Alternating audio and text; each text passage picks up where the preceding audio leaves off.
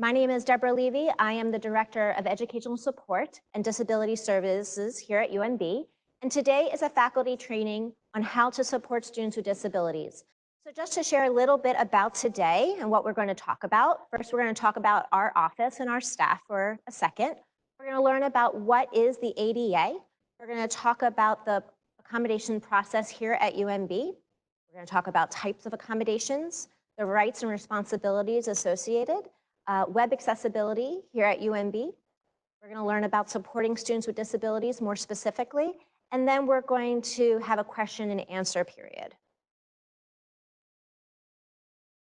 So our office consists of 3 full-time staff. I'm the director, and we have Zan Gogan as the testing center coordinator and Heather Moore as the educational access coordinator. And then within our office, we also hired 6 students who work as test proctors in our testing center, and we work with over 100 students, 113 from last semester, who work as peer note takers in the classroom and are awarded an educational access award. Outside of our direct office, we work with every school here at the university, and these are the liaisons that work closely with our office. And what they do is they approve and deny suggested accommodations based on the technical requirements of a course or program. They are the content experts when it comes to their school.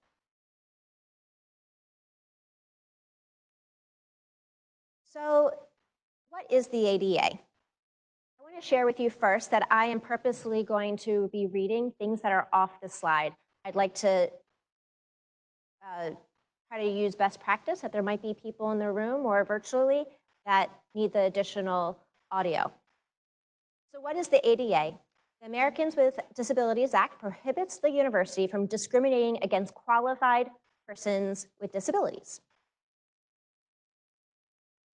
Qualified really means the ability to perform the essential job requirement with or without a reasonable accommodation.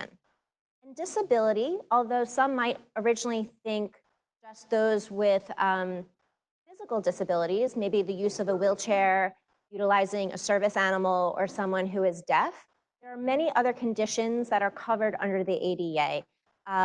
Disabilities include mental health, chronic illness, learning disabilities, ADHD, and psychological diagnoses. The ADA, there's 2 primary federal laws that protect people with disabilities from discrimination in higher education settings. So the first is the ADA of 1990, and in 2008, Congress expanded the scope of what disability contains. And then we do have the section 504 of the Rehabilitation Act of 1973, which states that any university that receives federal funds also has to abide by this law. So let's talk statistics for a second. In 2018, it was reported that students with disabilities cover 19% of the general student population. That's actually higher than I originally knew. It was usually 12% of the general population. Here at the university, these are 2019 data points. Over 7,500 students are enrolled here at UMB. This past year, AY 19, we received accommodation, 299 students received accommodations through our office. Percentage, 3.9. So why do you think there is a discrepancy between the 2 statistics? It's clearly underreporting. It could be coping skills. It could be undiagnosed. It could be the lack of access to providers to provide them such diagnoses. They might not know that they are eligible for accommodations. And also, it just might really be stigma and not wanting to report. So a little background about our office. We recently revamped our mission and value statements this past summer. Our mission is to work with all UMB students, faculty, and staff to facilitate academic success and to make educational accessible regardless of ability. And how we do that is through these various values. The first is one, we accommodate. We provide students with disabilities academic accommodations through an interactive process. We also provide all UMB students academic coaching services and the opportunity to attend educational workshops and programs. We support. We try to create a safe space at the UMB community to discuss disability and academic success. And we train and consult the UMB community on best practices impacting disability and student learning. Lastly, we advocate. We create programs and presentations around disability awareness, and we promote an accessible campus community. So breaking down a little bit more of how we function in this mission and values, we do provide students with disabilities reasonable accommodations after the student initiates and completes an interactive process, which involves the student, our office, and each school at UMB. We manage a testing center for students who are connected with our office. The testing center was launched back in 2018. We've had a full-time testing coordinator since last year, and we are located on the lower level of the SMC Center. And we do provide all UMB students opportunities for educational support in workshops, but also one-on-one coaching on academic issues and concerns. I know that people in this room are faculty and staff that probably work with students who receive these letters, but I just want to tell you a little bit about the process of what happens prior to them coming to you with such a letter. First, they fill out an online form, which is what we consider their formal request. They are required to do this every semester because we need to connect to their schedules and their professors, and frankly, needs change with the various contexts of the course. It's also a time for us to check in every semester to see if accommodations are working or not.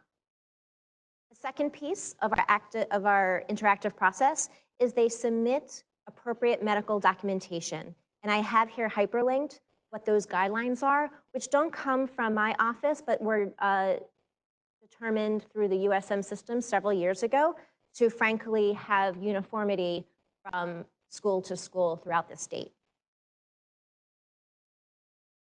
And lastly, we meet the student face-to-face for an initial meeting to discuss the barriers, their past experiences, what they're experiencing now, to really get a personal narrative. And that's quite important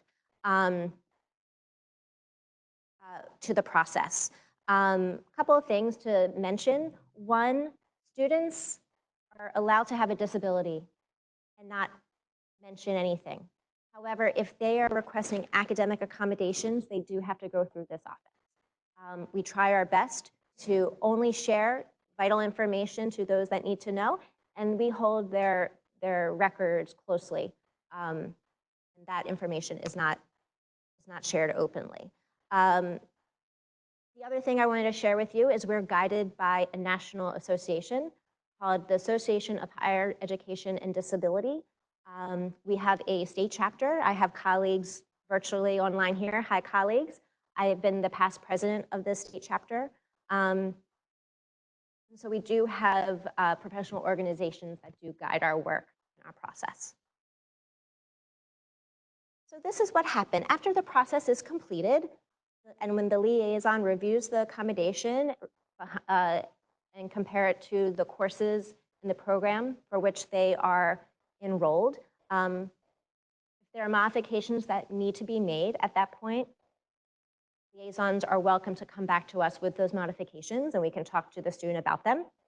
But once they are approved, they receive a letter regarding those accommodations. These letters do not reveal the nature of the disability.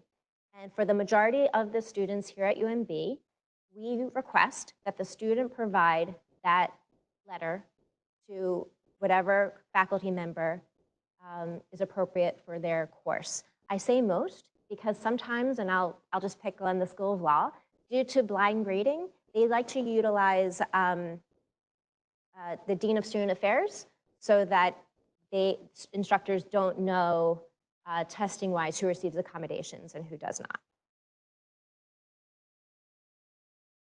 So let's talk about reasonable accommodations. Some examples of reasonable include the uses of medication, utilizing ramps and audio devices, exceptions to rules like when you need to leave to take a break, utilizing a computer, sign language interpreters, extra time on tests, having tests in alternative formats, and allowing service animals in class. And I would highlight that that may not be considered an accommodation because under the ADA, a service animal can be seen as a cane or eyeglasses. You really don't need to report the fact that you have a service animal. That was a mistake on my own PowerPoint. Examples of accommodations that are not reasonable: waivers for programs or course requirements, utilizing personal attendance, services, or aids, excuses for poor behavior or unethical behavior like cheating. It is not reasonable to have the best or more expensive accommodation that exists. Just to share additional information regarding testing accommodations, like I said, a student may request an exam in an alternative format. The ability to utilize assistive technology, which we'll talk about a little bit further on. The ability to utilize a calculator or scrap paper, have some extended timing on these exams, have exams in larger print, having a minimal distraction testing environment, which is why we pursued that testing center. Utilizing a reader, either a human reader or the use of software, a scribe, the utilization of spell check. Some classroom accommodations might include adaptive furniture or equipment, access to visual aids and PowerPoints, access to recorded lecture, captioned videos, the ability to exit a classroom when symptoms may begin to occur, the attendance of sign language interpreters, transcription services, note-taking services, specific seating, and the utilization of a laptop. Some various other accommodations might include extra time on written assignments, dress code exceptions, temporary accommodations for acute conditions, alternative formats of textbooks and course materials to utilize Braille, electronic, and enlarged formats. And possibly, if a location is not accessible, utilizing a classroom change so that a student can attend class. Let's talk about the university's rights.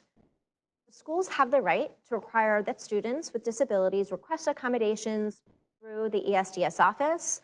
Accommodations are not retroactive, meaning if someone comes today requesting accommodations, we can't backtrack since the beginning of the semester on perhaps a exam that they did poorly on.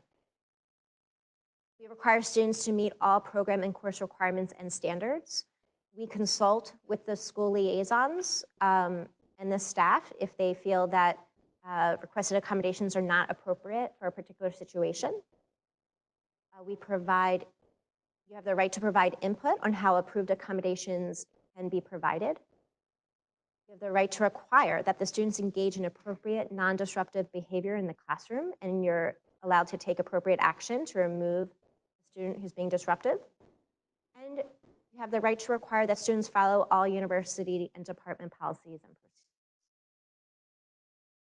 The university has the responsibility to refer all students who self-identify as having a disability and need to request an accommodation through the ESDS office. Work with the office to make courses accessible. Work cooperatively with locations that serve as affiliates, clinical rotations, or field placement to assist on the implementation of accommodations. Support and implement reasonable accommodations that are identified on the letter. You have the responsibility to consult with the liaison and ESDS if a conflict occurs. You have the responsibility to protect the privacy and confidentiality of a student. And once in a while, we do ask for your assistance when we need to identify students for readers or note takers or scribes. So raise your hand if you understand the term accessibility in terms of individuals with disabilities. Wonderful, I'm so glad. Oh, some of you do. Okay, well, let's talk about it. What does it mean to be accessible? Back in the day, buildings were not accessible for those who had to utilize wheelchairs. And today, the new frontier of inaccessibility has to do with our web platforms and technology. The definition of accessibility is the inclusive practice of ensuring people of all abilities are able to be given equal access to information and functionality. So when we talk about web accessibility or technical accessibility, we're talking about websites and documents that can be perhaps read by a screen reader, videos or recorded lectures that are captioned, and course materials and readings that are accessible.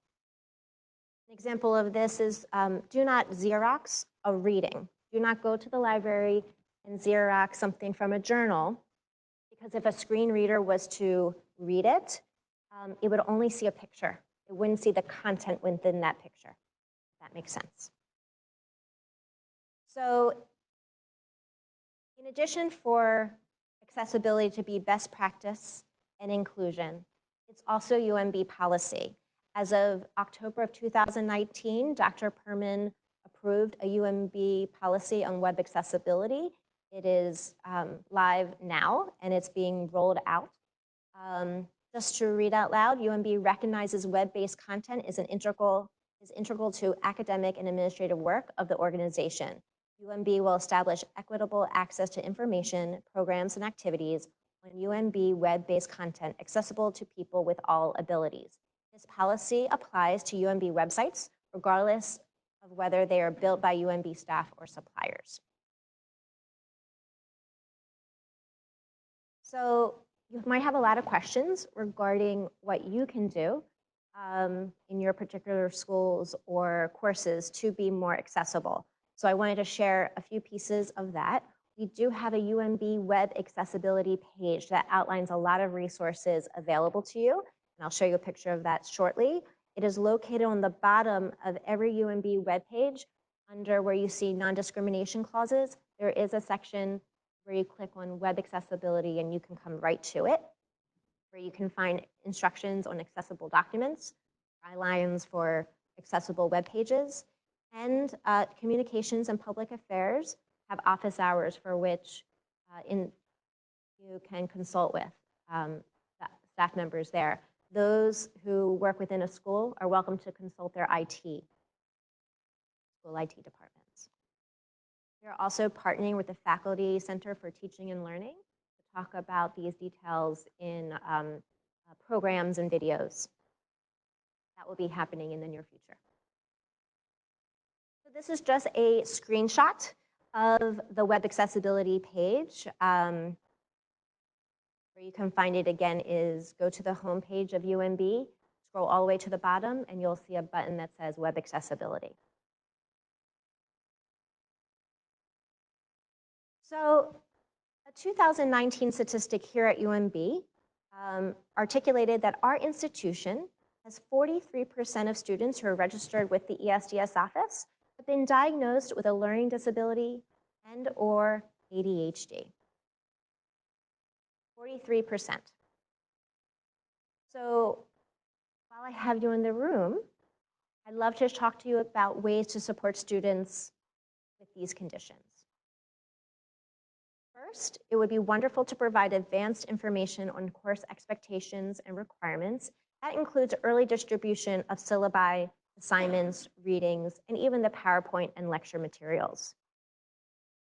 Additionally, if you were to structure PowerPoints and lectures with clear distinctions on main and supporting ideas, showing the relationships of parts to the whole, would be very helpful as students of all abilities then go back to their rooms and study the content. It would be wonderful to outline class sessions and have recordings and notes available on the website. and provide students feedback on performance so that they can modify their learning strategies. So these are examples, like I mentioned, that would help students with particular conditions like learning disabilities or ADHD. But these are great examples that might help all students of all abilities. An example I like to use is car navigation systems. I know how to drive a car. I drive much better when someone is telling me, turn right, or if I have a map that anticipates my next move. It's a great tool to utilize to get you to your next place. When communicating with a student, remember to always respect the confidentiality. Do not ask about the diagnosis. Certainly work collaboratively with a student, but ask the question, how can I help you learn best in this course? And please don't ask questions about symptomology and their diagnoses. In other words, stay in your role as an educator and refer to students to ESDS for consultation or the counseling center if needed. And if you need some consultation around a specific situation, please don't hesitate to contact our office. We're happy and we're available to you all. So UMB is very proud of focusing on diversity and inclusion. It's important to remember that disability is an example of diversity. So when we think about campus-wide considerations, consider the following: mentioning the ADA and accommodation information on admissions web pages. At orientation, we will travel. And even for programs and workshops, you can simply say, if you need an accommodation, please contact us here. Be mindful to use similar language on how students choose to identify. Some students like to say, I'm deaf. Another student might like to say, I am a student with a disability. Be mindful of how we talk about disabilities in course content and not utilizing a deficient perspective, or perhaps more of an asset perspective. Further tips on how to be an ally to students with disabilities. One, starts with the syllabus. Put a disability statement on your syllabus, and this is hyperlinked to an example of a statement that we have on our website. Provide a grievance policy, a place to provide feedback, perhaps anonymously. Take a second and think about your own teaching style. Utilize the microphone. Always put captions on when you're showing a video. If you tend to talk too fast, think about that, or read aloud what's on the PowerPoint. Again, it'd be wonderful to put objectives for each lecture. And consider multiple modes of content delivery, both oral and written. Utilizing the notes section of PowerPoints that you want, what content you want the students to understand in a lecture.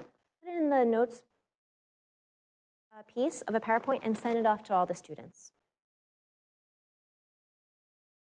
We're really trying to focus on the goal to have students learn the material and be successful professionally and not have to work so hard to gain access to the material. Also, these tips would help students with disabilities, but also assist a lot of other students on our campus, including those who English is not their first language, English is their second language, international students, students that are struggling with personal issues and may not be fully available at that time of that lecture.